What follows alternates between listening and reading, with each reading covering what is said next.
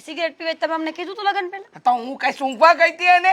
હા તો હું સૂંઘવા ગઈ હતી એને. દારૂ પીવે છે, દારૂ તો સૂંઘવા ન જવો પડે. દારૂ તો આમ જો ત્યાં ઊભો હોય ને તો અહીંયા સુગંધ આવે. આ તો સગાઈ વરસ દિવસ રહી હતી ત્યાં લગન ખબર ન પડી. અમે છે ને કાંઈ મળ્યા નહોતા, એટલો તો સંસ્કારી માણસોની દીકરી છું કે મળવાય ન જાવ કોઈને. ઓહો હો લો લો શોપિંગ ના બાને દર મહિને જતા હતા. ક્યાં ગયું એ? ત્યારે હોશિયાર છે તમારો બતાવેલો છોકરો, એટલે કે મારો પતિ આદિત્ય, પીને ના આવે.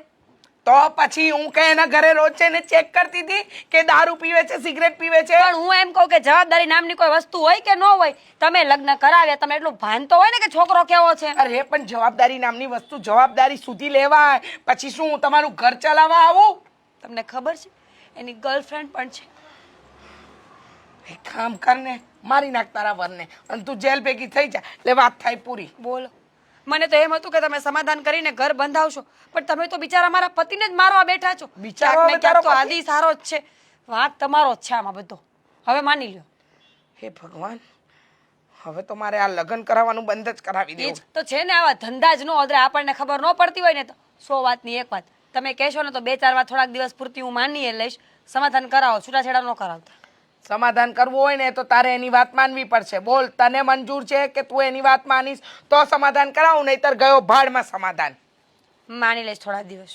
એટલે સુધરવાની કોશિશ કરીશ ભાઈ. રાતોરાત કોઈ સુધરી ન જાય. તમે સુધર્યા રાતોરાત? તું મારી પર શનિ આવે છે. એક તો તું તારો ઘર સંસાર સળગાવીને બેઠી છે ને મને શીખવાડે છે. જા હવે જા, સમાધાનનું કંઈક કરીશ. નીકળ. બેસો તો ઘડીક વાર, આવી છું તો. સમાધાન કરાવો પછી કંઈક કરી હાલો. જબરજસ્ત માણસો છે, લોકોનું જીવવાનું આરામ કરી નાખે એવા લોકો. એ આદિ! એ પતિ છે મારો, ઇજ્જતથી બોલો. આદિ, મળવાનું છે. હા, ઘર સારું છે?